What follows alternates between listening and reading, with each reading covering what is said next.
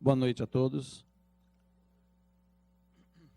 Eu não vou usar o púlpito não, porque no púlpito vocês só podem ver a beleza do meu rosto. Aqui vocês podem ver a beleza completa de um homem alto, forte, bonito, inteligente e humilde igual a Jesus. O tema de hoje é Espiritismo, religião cristã. Será que o Espiritismo é uma religião cristã? Será que o Espiritismo tem as suas bases em sintonia com as mensagens de Jesus? Antes disso, precisamos responder a pergunta de que se Jesus efetivamente existiu. Sim. Alguns filósofos dizem que Jesus nunca existiu. Os judeus dizem que sim, que Jesus existiu e que foi um judeu igual a todos os judeus. Não foi um profeta, não foi um missionário, ele existiu, mas foi igual, com a importância igual a todos os judeus. Mas alguns filósofos diziam, e alguns ainda dizem, que Jesus nunca existiu. As mensagens, os ensinamentos de Jesus seriam fruto de ensinamentos de pensadores, de intelectuais, de filósofos à sua época. Então precisamos perguntar, quais? Porque as pessoas que deixaram os ensinamentos, que passaram os ensinamentos, foram Pedro, André, Felipe, João, Tiago, Tomé, as pessoas que estavam próximas, que deixaram os evangelhos, que são mais de 100, eram pessoas extremamente simples, muito longe de serem pessoas cultas, de serem grandes filósofos. Eram pescadores, viviam de pequeno comércio, eram pessoas extremamente simples, quase ignorantes. E dizem que essas pessoas foram escolhidas exatamente pelo fato de serem assim.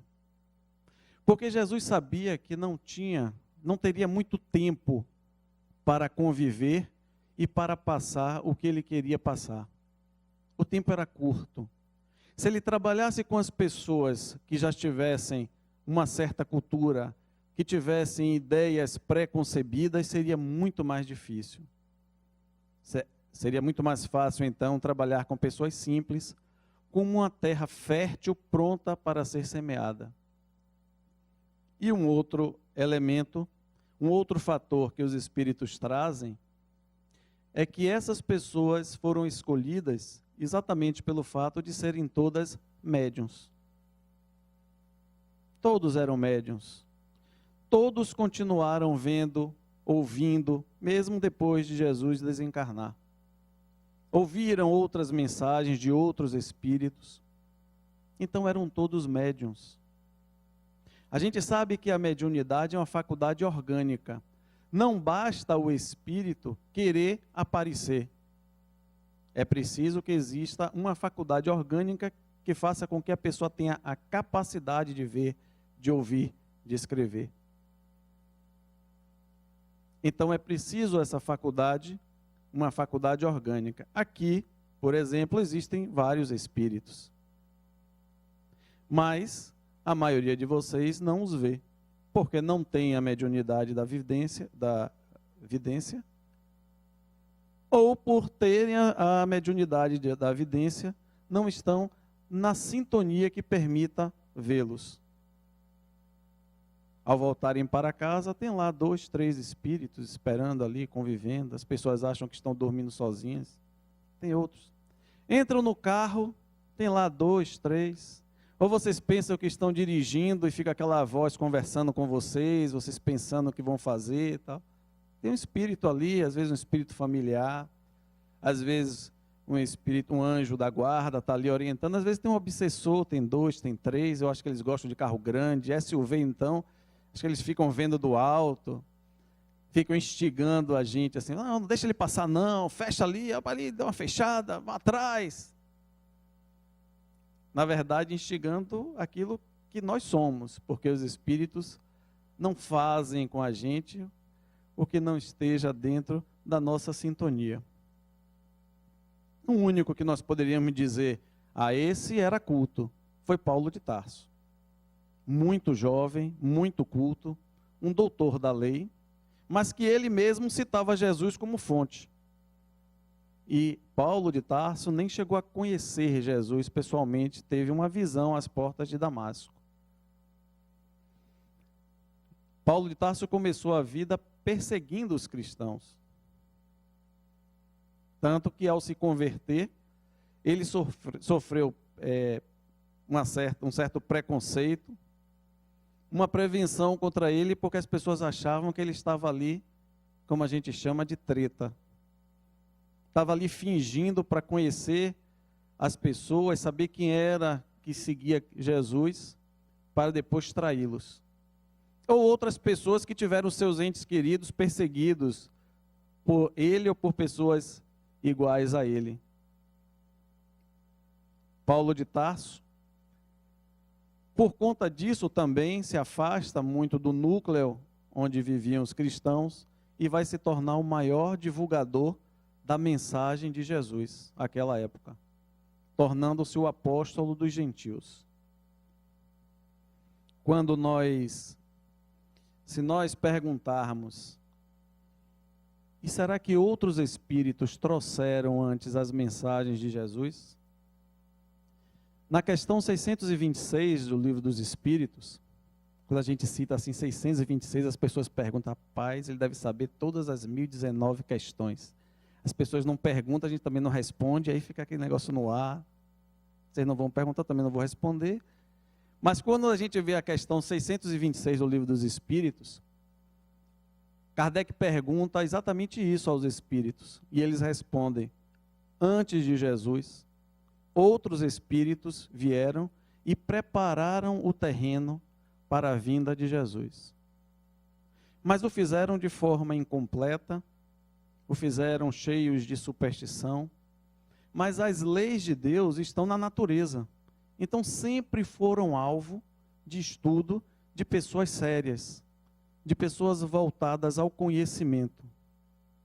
Algumas pessoas dizem que Jesus, na verdade, aprendeu muito com os essênios. Os essênios eram um povo que já acreditavam na imortalidade da alma, já acreditavam na reencarnação. E no período em que Jesus, que não se sabe, tem uma lacuna na história da vida de Jesus, entre a adolescência e a vida adulta, dizem que ele estaria convivendo com os essênios. Se nós pegarmos o livro A Grande Espera, de autoria espiritual de Eurípides Barçanufo, em que ele conta uma das suas encarnações, onde ele foi Marcos, e vocês vão ver que Jesus, na verdade, esteve com os essênios, mas não para aprender, e sim para ensinar. Jesus foi dar vez, foi dar voz, foi ratificar determinados valores e corrigir outros. Jesus esteve com os essênios, segundo Eurípides Barçanufo. E como essas mensagens passaram ao longo do tempo? Isso é um grande problema. Um grande problema. No século VIII, um religioso de nome Ludovico Muratori, ele achou uns manuscritos datados do século II. Dizem que são os manuscritos mais antigos sobre a vida de Jesus. Vejam que foi do século II. Ou seja, mais de 100 anos depois do nascimento de Jesus. Imagine o quanto isso não foi modificado, mexido. No século IV, um religioso muito culto de nome Jerônimo, que depois foi alçado pela Igreja Católica a santo, São Jerônimo, ele foi imbuído de compilar a Bíblia Católica.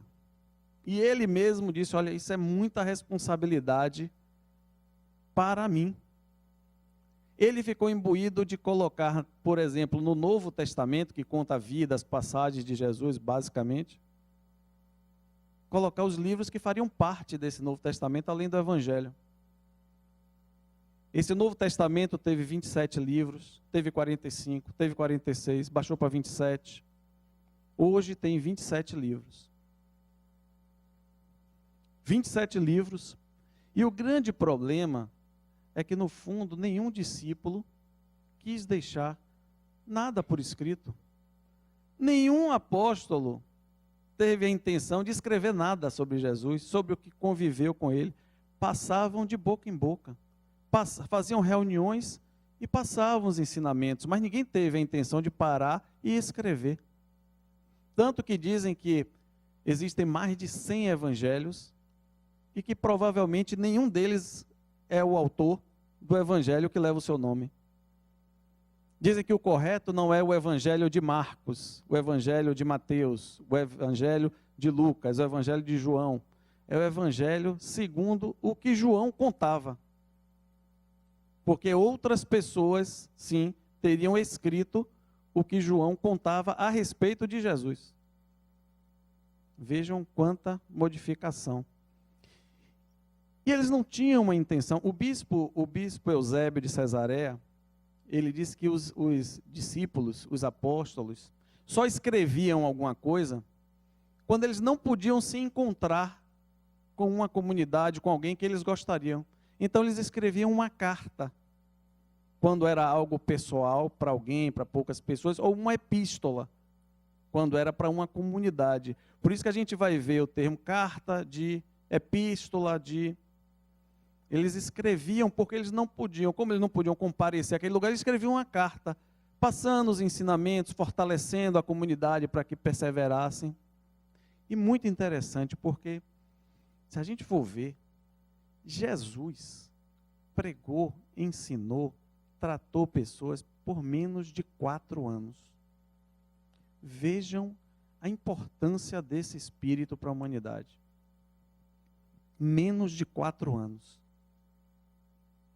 E por séculos, os cristãos perseveraram na mensagem de Jesus, foram perseguidos, como nós sabemos, foram torturados, foram mortos e continuaram perseverando. Só no ano 313, quase 300 anos depois da morte de Jesus, que eles tiveram a liberdade de culto. Quando o imperador Constantino, era o imperador romano do Ocidente, assinou o famoso Édito de Milão. Assinou junto com o imperador romano do Oriente, que era Licínio, que voltou atrás depois e quis passar perna em Constantino, quis invadir o império, e aí voltou atrás do Édito, mas acabou perdendo e prevaleceu a vitória de Constantino e o Édito de Milão, dando direito, liberdade de culto aos cristãos. Quase 300 anos de perseguição. Assim, não foram perseguições constantes, na mesma intensidade, tinham períodos de uma maior intensidade, menor intensidade, mas foram perseguidos 300 anos. Vejam que interessante, 313. Em 380, o imperador Teodósio coloca a religião cristã como oficial do Império Romano. 313 anos de perseguição quase. 380 se tornam religião oficial. 12 anos depois, começa a perseguir quem não era cristão. A humanidade não tem jeito. Depois de 300 anos sendo perseguidos, mortos, torturados, tornou cristão, opa, já começou, quem era pagão, já começou a sofrer, nada igual à Inquisição. Mas já começou uma perseguição, uma discriminação, quem não era cristão. E quais, finalmente, foram e são as mensagens de Jesus? Quais foram os ensinamentos que Jesus trouxe? Para mim, o primeiro elemento de suma importância que Jesus nos trouxe foi mostrar a sua dimensão humana. Mostrar que era um homem igual a todos os homens. Nasceu de um ventre, Ah, porque o espírito, não teve espírito nenhum. Houve uma fecundação, pariu, nasceu. Nasceu como todo mundo nascia, viveu como todo mundo vivia. Teve a sua infância, teve a sua adolescência, aprendeu um ofício como todo mundo aprendia, os filhos mais velhos aprendiam com os pais, se tornou carpinteiro. Morreu, não de uma forma diferente da que se morria. Muita gente morria na cruz. Não foi uma prerrogativa de Jesus, vamos inventar uma forma diferente, não. O detalhe é que quem morria era bandido, e ele não era bandido. Mas morreu como muita gente morria. E aproveitou esse momento para dar novas lições. Ensinou o perdão, ensinou a tolerância. Porque Jesus, onde muita gente bebeu da fonte diretamente, curou, pessoas que conviveram com ele, morreu praticamente abandonado. O povo, quando viu, e todo mundo começou a perguntar, quem é que segue mais ele aqui? Todo mundo vazou. Todo mundo abriu gás. Todo mundo sartou fora. Ficou a mãe, João, um ou outro ali, e todo mundo se mandou. E às vezes a gente fica indignada porque ajuda uma pessoa e depois essa pessoa não fica grata. Vamos nos basear em Jesus. Vamos ter Jesus como exemplo. Ninguém fez tanto quanto Jesus, morreu ali sozinho. Jesus nos ensinou, nos trouxe uma mensagem libertadora. Tornou as pessoas iguais, todas são iguais. Gente, Jesus comia, bebia. Jesus adorava uma BL. Uma BL, uma boca livre. Jesus almoçava, jantava na casa de Pedro, na casa da sogra de Pedro, jantava na casa de não sei quem, ia com rico, ia com pobre, ia com todo mundo. Onde tinha uma reunião, ele ia para aproveitar aquele momento e deixar os seus ensinamentos. Não perdia uma oportunidade. Viveu como está. Gente, Jesus não soltava flores, não. Ele ia fazer as necessidades fisiológicas, fazia igual a todo mundo faz. Mas a gente não aceita isso. Jesus insiste, podeis fazer o que eu faço e muito mais, a gente não acredita. Foi ele quem falou, a gente não aceita.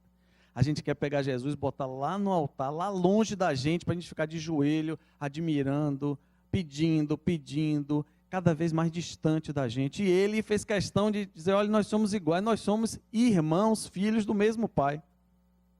Foi ele quem falou isso. Mas nós queremos um mito, nós queremos a adoração, o super-herói, o inatingível, quando ele fez absoluta questão de ser igual a todo mundo. Vocês podem fazer o que eu faço e podem fazer muito mais. Algo que eu acho interessantíssimo é que Jesus esteve com a gente, deixou as suas mensagens, os seus ensinamentos, as suas passagens. E por mais que tenha havido dificuldades de tradução, má intenção em utilizar-se da figura de Jesus para ganhar poder, dinheiro, a mensagem, nós lemos a mensagem 2000 anos e você enxerga a pureza, a nobreza e a grandiosidade desse Espírito que dividiu a humanidade, o tempo da humanidade, em antes dele e depois dele. Impressionante. Nós sabemos que a igreja se apoderou da figura de Jesus, de Deus, modificou tudo, criou demônio, criou o Espírito Santo, criou um monte de coisa, pegou atributos de outras religiões, de outros povos, misturou tudo, fez culto, fez imagem, fez tudo. Tornou-se o maior império político, o maior império econômico que se tem história, que se tem notícia na história da humanidade. Nunca se formou um império tão grande quanto o império da Igreja Católica.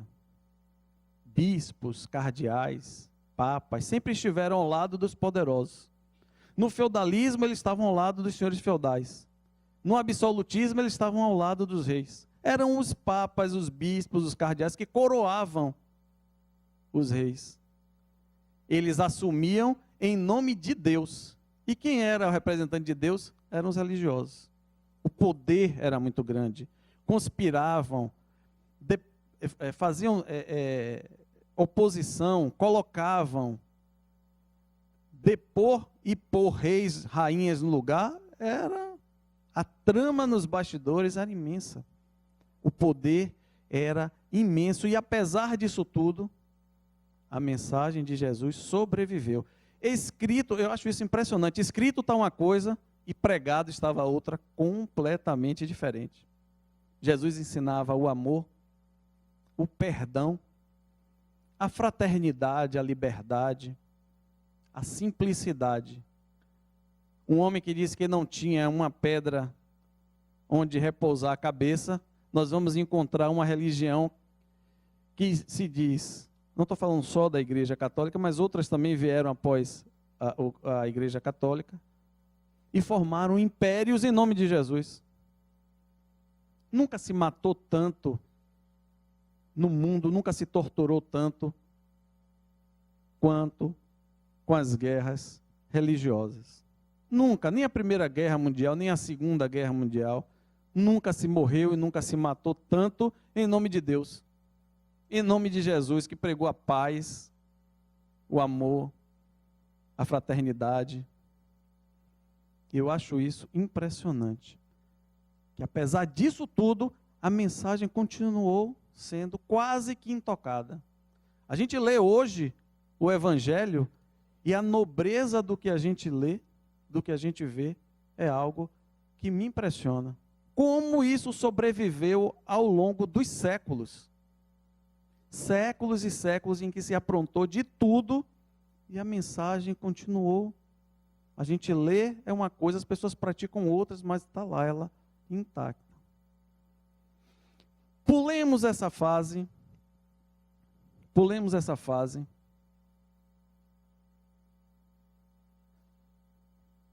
Pulemos a Santa Inquisição, que a gente sabe que de santa não teve nada. E a igreja dominou por séculos a fio. Até que no centro cultural da Europa, do mundo, a gente pode dizer, a França, em 1789, aconteceu o quê? Revolução Francesa. O povo disse basta. Não aguentaram mais a opressão dos reis, a subjugação dos reis, da religião, não suportavam mais. E resolveram depor rei, religião, dogmatismos. A religião passou a significar o que era ultrapassado, o que era passado, o que era o dogma. Agora, no lugar de Deus, colocaram o homem. Chega de Deus, não queremos mais Deus, não queremos mais esse Deus, vamos botar o homem. Agora o importante é o homem. Agora é a ciência, agora é o pragmatismo, e a ciência é o futuro, é o moderno, é o amanhã. Esqueceram de um detalhe. Qual é o lema da Revolução Francesa? Igualdade, liberdade e fraternidade. Quem trouxe esses valores para a humanidade? Jesus. Quem foi que falou da igualdade, da liberdade e da fraternidade? Numa época em que o que valia era a lei de talião, era o olho por olho, dente por dente, era o bater levou. O forte não era o que perdoava, o forte era o que se vingava. O perdão era para fracos. As pessoas não toleravam as outras que perdoavam. Não, isso é para gente fraca. Jesus trouxe uma mensagem de perdão, de amor. Revolução Francesa dominou algumas décadas.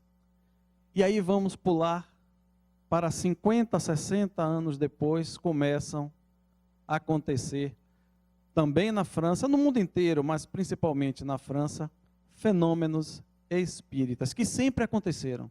Na história da humanidade, sempre aconteceu o fenômeno espírita. Mas naquela época começaram a surgir com uma intensidade muito grande. Não existia reunião social que não fizessem o que passou no clipe, as reuniões com as mesas girantes. Todas as reuniões as pessoas faziam isso de brincadeira.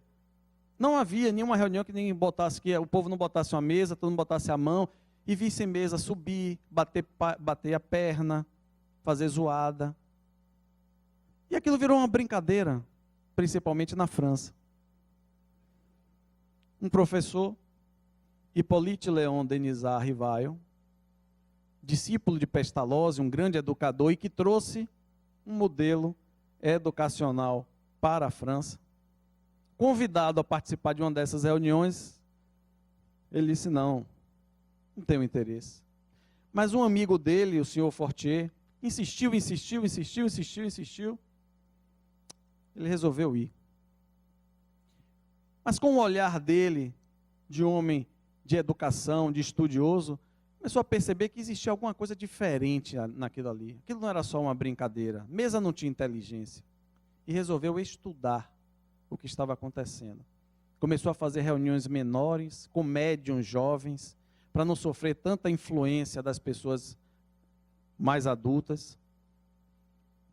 Começou a estabelecer perguntas e obter respostas. E ele observou que quando ele fazia a mesma pergunta a médiuns diferentes, em diferentes momentos, as respostas eram as mesmas. Ele fez: olha, mesa não tem inteligência, existe algum princípio inteligente por detrás desses fenômenos.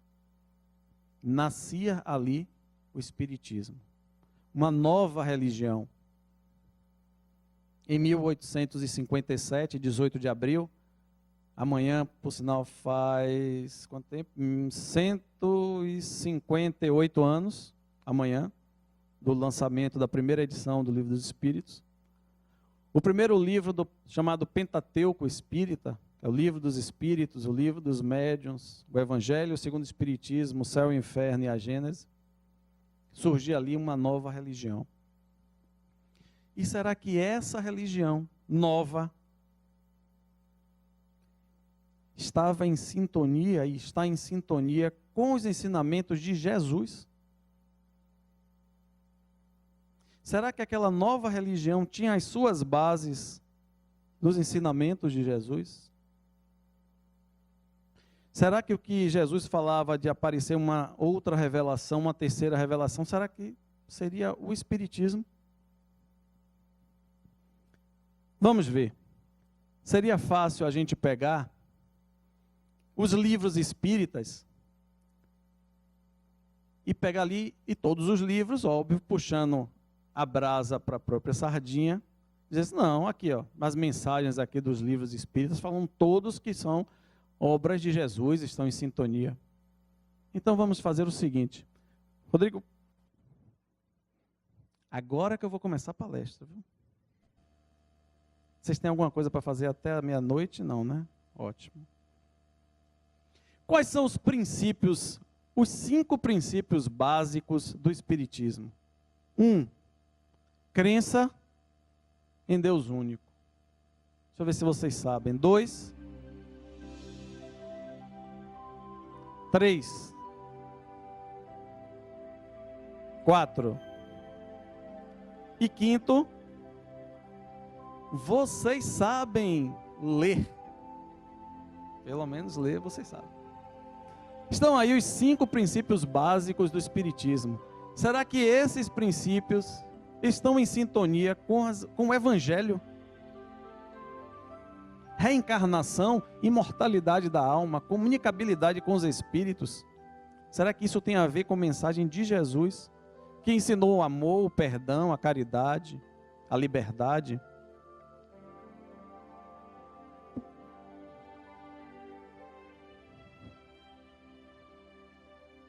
Vamos ver.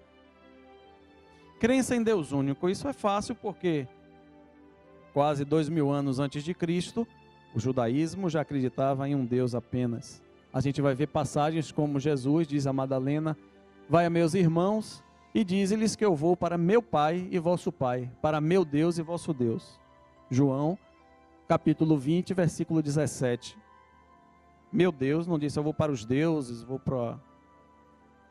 Só há um Deus, diz São Paulo, e um só mediador entre Deus e os homens, que é Jesus Cristo, o homem. Primeira epístola a Timóteo. Aí ficou fácil, mas a pluralidade dos mundos habitados. Onde é que está isso no Evangelho? Porque nós vamos pegar o Evangelho das outras religiões. O Evangelho católico, protestante. Há muitas moradas na casa de meu Pai. Se assim não fosse, eu vos teria dito. Porque eu vou para vos preparar o lugar.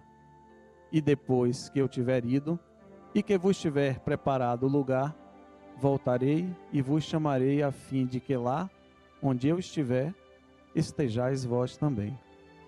João capítulo 14, versículo 1 a 3. Não precisa nem de explicação. Imortalidade da alma. É por causa da esperança de uma outra vida e da ressurreição dos mortos que me querem condenar. Isso foi Paulo em Atos falando. É por causa da esperança de uma outra vida e da ressurreição dos mortos que me querem condenar. E a contestação de alguns fariseus. Aí os fariseus contestaram: nenhum mal encontramos neste homem. Quem sabe se lhe falou algum espírito ou anjo?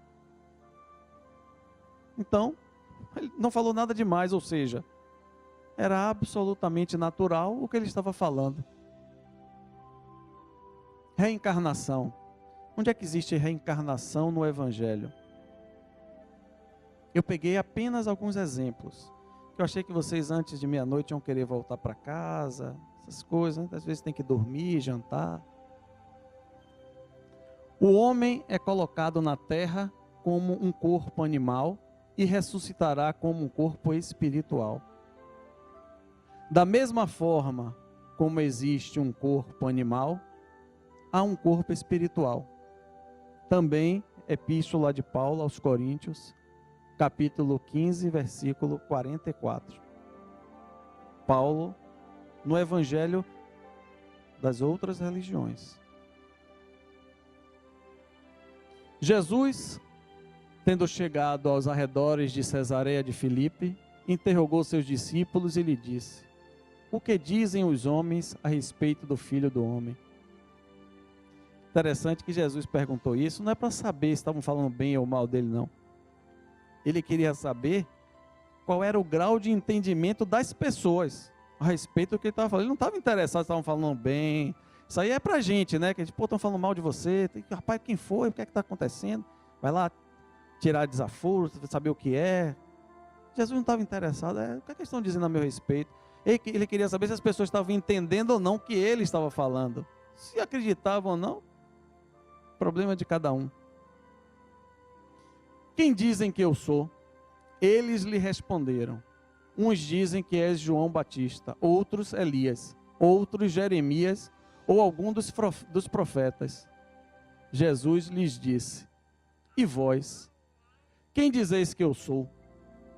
Simão Pedro, tomando a palavra, lhe disse: tu és o Cristo, o Filho do Deus vivo. Jesus lhe respondeu: és bem-aventurado, Simão, filho de João, porque não foi a carne nem o sangue que te revelaram, mas o meu Pai que está no céu. Vamos encontrar em Mateus, capítulo 16, versículo 13 a 17, Marcos, capítulo 8, versículo 27 a 30. Veja que as pessoas estavam dizendo: não, ele é João Batista, é Elias, é Jeremias, quer dizer, pessoas que já haviam morrido, profetas. O que é isso? Voltou? Só pode ser reencarnação, óbvio. Seus discípulos o interrogaram: por que então os escribas dizem que é necessário que Elias venha primeiro? Mas Jesus lhes respondeu: é verdade que Elias deve voltar e restabelecer todas as coisas. Mas eu vos declaro que Elias já veio não o reconheceram e o trataram como quiseram. É assim que eles farão sofrer o Filho do Homem. Então seus discípulos compreenderam que era de João Batista que lhes havia falado. Evangelho de Mateus, capítulo 17, versículo 10 a 13, e Evangelho de Marcos, capítulo 19, versículos 10 a 12. Está no Evangelho. Elias já veio, sabiam que eles estavam falando de João Batista, da reencarnação de Elias, e que foi verdade, era João Batista. O que era isso? Reencarnação. Está escrito no Evangelho. Interessante é que Kardec escreveu um livro chamado Evangelho segundo o Espiritismo. Vejam que ele não submeteu o Espiritismo ao Evangelho. Ele submeteu o Evangelho ao Espiritismo. Ele não falou o Espiritismo segundo o Evangelho. Não, ele botou o Evangelho segundo o Espiritismo. Ele não submeteu os Espíritos estavam trazendo ao que o Evangelho dizia, para ver se o Espiritismo estava certo, estava errado. Não, ele submeteu o Espiritismo às verdades que os Espíritos estavam trazendo. Reencarnação ainda. Jesus lhe respondeu: em verdade vos digo, ninguém pode ver o reino de Deus se não nascer de novo. Nicodemos lhe disse: como pode nascer um homem que já está velho? Pode ele retornar ao seio de sua mãe para nascer uma segunda vez? Jesus lhe respondeu: em verdade vos digo, se um homem não renasce da água e do Espírito, não pode entrar no reino de Deus. O que nasce da carne é carne, e o que nasce do Espírito é Espírito. É preciso que a gente reencarne para evoluirmos, até nós chegarmos a atendermos à perfeição, já que a perfeição só vamos encontrar no Criador. Somente Deus é a perfeição. Nós chegamos bem próximo à perfeição. Nós vamos tender a sermos perfeitos. Então, Jesus, há 2000 anos, nos ensinou que precisamos reencarnar. Comunicabilidade com os Espíritos. Paulo viu Jesus em Damasco. O que ele era? Médium vidente. Jesus ali deve ter aparecido para todo mundo que estava ali, mas Paulo viu Jesus. Outros provavelmente não viram. Paulo era um médium vidente. Paulo citou várias vezes que recebia instruções indispensáveis à sua missão do próprio Jesus, médium audiente. Veja a comunicabilidade com os Espíritos. Não creais a todo espírito, mas provai se os espíritos são de Deus. Primeira epístola de João, capítulo 4, versículo 1. Está aí. Desde que um dos que estão sentados no templo receba uma revelação, cale-se o que primeiro falava, porque todos podeis profetizar, um depois do outro, a fim de que todos aprendam e sejam exortados. Carta de Paulo aos Coríntios, capítulo 14, versículo 30 e 31. Ou seja, quando alguém estiver dando uma comunicação, terminou, quando o outro começa, para não se estender, o outro vem com a nova revelação. Isso é comunicabilidade com os Espíritos que acontecia nos templos.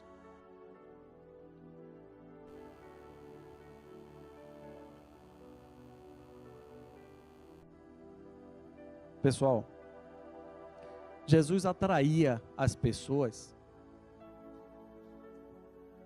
iam ouvir a sua mensagem, mas muitas iam em busca de cura. Muitos doentes iam, muitas pessoas iam porque queriam se curar um filho, curar um pai, curar um irmão. Muita gente ia em busca da cura. Muitos iam em busca da desobsessão. E será que o Espiritismo está em sintonia com isso? Não precisa nem responder, né? Os centros espíritas estão cheios de atividades relacionadas com isso. São os ensinamentos de Jesus que continuam vivos nos centros espíritas. Quantas pessoas não passaram por trabalhos de cura nessa casa? Fluidoterapia, passe, visualização terapêutica, visualização curativa. Só na curativa, quase 4.000 pessoas já passaram. Desobsessão. Dia de quarta-feira, você não consegue nem passar na rua aqui. Quantas reuniões mediúnicas existem só nessa casa, seguindo o que Jesus fazia? Porque ele disse, podeis fazer o que eu faço e muito mais, e nós estamos fazendo.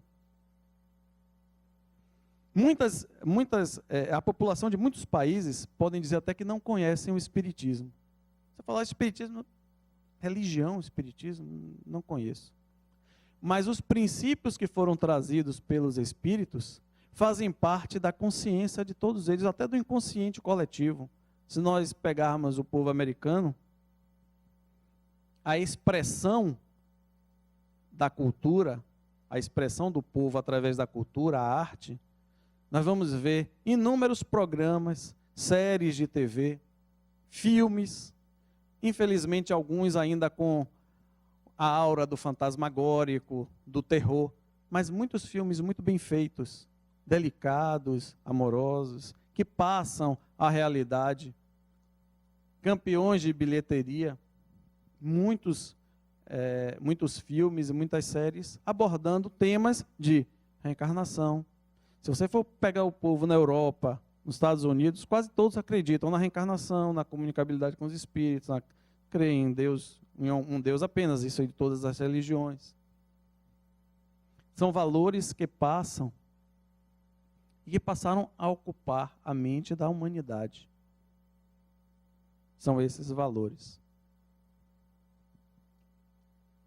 Jesus nos ensinou, nos trouxe a mensagem de paz, nos trouxe a mensagem de harmonia. Nessa casa nós fazemos isso, nos centros espíritas nós fazemos isso. E como foi lido na mensagem inicial, da mesma forma como Jesus disse que não veio revogar a lei, o Espiritismo também diz, não veio revogar a lei cristã, mas veio dar luz, veio completar aquilo que foi dito de forma alegórica, através de parábolas, porque foi uma forma inteligente disso se perpetuar ao longo dos séculos. E cada vez que a gente evoluir, a gente vai ler as parábolas e vai compreender de uma outra forma, com uma outra visão, ensinamentos que parecem nunca terminar. Até hoje, nós tentamos compreender o que Jesus nos trouxe, internalizar, praticar o que Jesus nos orientou. Para encerrar, seguindo a máxima de que Deus protege os fracos, os pobres e os inocentes, a misericórdia de Deus fez com que o mestre Eurípedes Barçanufo nos trouxesse uma mensagem pela psicografia na sexta-feira passada, e que eu gostaria de encerrar essa apresentação de hoje, em que Eurípedes Barçanufo faz uma ligação entre os ensinamentos de Jesus e os ensinamentos espíritas. Uma mensagem que recebemos ali na reunião, no meio da reunião, que depois eu percebi a gravidade, a importância, a inteligência de um espírito tão iluminado. Eu gostaria que vocês fechassem os olhos, nós vamos baixar um pouquinho a luz, e que vocês procurassem sentir essa mensagem que ele intitulou como Pai Nosso Espírita.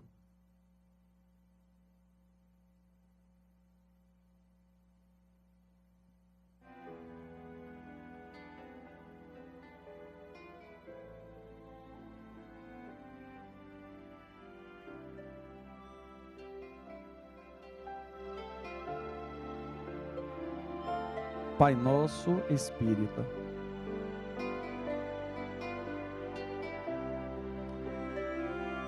Deus criou a tudo no universo e Jesus nos ensinou a chamá-lo de Pai Nosso, devendo ser honrado por isso. Que as suas leis, soberanamente justas e boas, sejam percebidas aqui na terra como em todos os lugares, e também que elas nos regem. Que tenhamos consciência das oportunidades evolutivas que surgem em cada experiência e a cada encarnação, que é o pão nosso de cada dia. Que ao nos reconhecermos simples e ignorantes, tenhamos a noção de que somos passíveis de erros, merecendo perdão que nos oportuniza novas vivências de aprendizado, ao tempo que também precisamos reconhecer a imperfeição do outro, perdoando-o quando nos ofenda. E por fim, ainda nos arrastando nas paixões, suscetíveis do convite fácil da deserção do trabalho, que nos transforma em seres melhores, rogamos por sua paciência para nos proteger de todo mal, principalmente daquele que habita dentro de nós.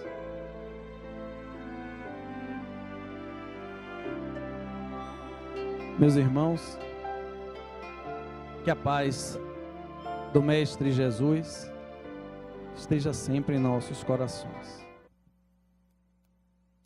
Muito obrigado.